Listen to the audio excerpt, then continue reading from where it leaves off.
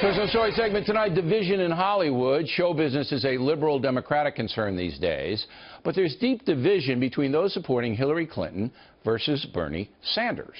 Here are some Clinton supporters in the show business industry: George Clooney, Jamie Foxx, Deborah Messing, Ben Affleck, Robert De Niro, Will Ferrell, Beyonce, Kim Kardashian. Just partial list. On the Sanders side, another partial list: Susan Sarandon, Danny DeVito, Mia Farrow, Michael Moore, Neil Young, Spike Lee, Danny Glover. Side note, Donald Trump does have some Hollywood support: Kirstie Alley, Charlie Sheen, Gary Busey, Scott Baio, Jon Voight, Wayne Newton. Joining us now from Los Angeles, Janice Min, president of the Hollywood Reporter Billboard Media Group. I'm interested in the economic fallout here.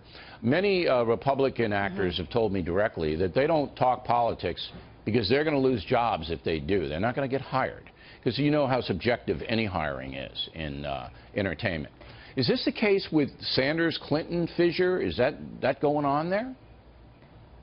Listen, we're just beginning to see the effects of what's going to happen here, and it's getting personal and it's getting ugly at times.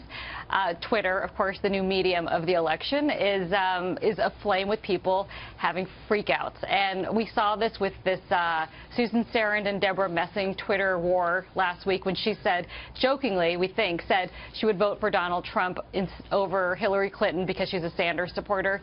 I mean, these two are not going to be starring in any buddy comedy. There will be no Thelma and Louise sequel starring these two again. So they were twittering back and were tweeting back and forth, having a conversation that millions of people could see, it was about Sarandon wanting big change and Messing saying no, Hillary Clinton is my. So why can't they both be friends and support either candidate? I don't understand. Well, okay, in the end, in the general election, they will. Hollywood will come together and vote against whoever the Republican is. Yes. So, but right now, like, listen, this is a town of people with high emotions, lots of conviction. Everyone thinks that he or she is right, and there will be no consensus until the convention. None. All right. Now, does it play out, though, in the way jobs are secured? Do you believe that there, you know, if you're a director, for example, and you're a Bernie Sanders supporter, you're not going to hire Deborah Messing to do a sitcom? I mean, is that possible? Listen, there are people here who will take things to the extreme. There are people who hold long vendettas here. If you look, though, Hillary Clinton is someone who, of course, has one of the longest memories, and she's back making friends with the people who turned against her and supported Obama in 2008 and 2008. And some of them are giving her money, right?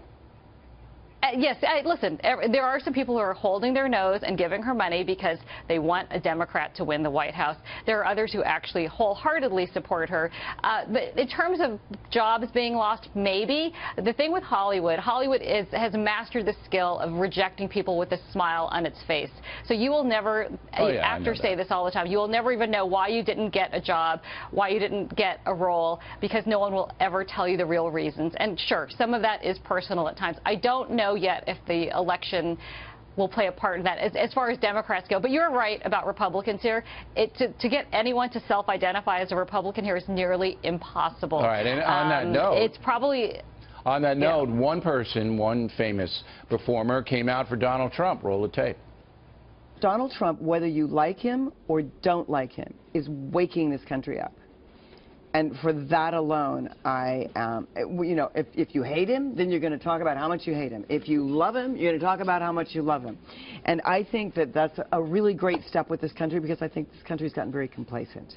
Now, would Miss Alley pay a price for saying that? Okay, the thing with Kirstie Alley is she has all that Cheers money. She can keep counting and counting and counting. It is very safe for her to say that. Yeah, but surely she wants to act. I do believe she got attacked and vilified. Sure, she wants to be. Sure, yes. Sure. Listen, there are people who probably have iced her out because of Scientology. She is a Scientologist, who might ice her out a little because of this. You know, these are very like-minded people here in Hollywood. It's very clubby. And when people step out of line, they sometimes get their hand slapped. That is true. Well, some of them try to slap my hands occasionally, and I enjoy that. But did Miss Alley pay a price? I think. Yeah, did Miss Alley pay a price? Did anybody go after her?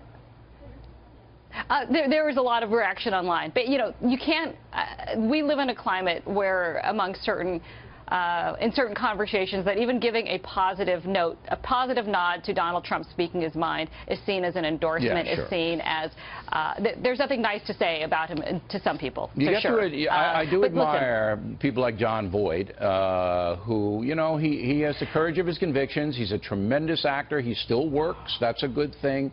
But I know there are a lot of people in Hollywood who would like to speak out, but just don't. Last word.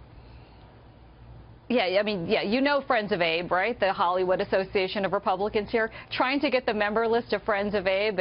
No. I mean, you couldn't pay $1 million and get anyone to disclose that here. And they have their meetings in Guam. That's where they go to.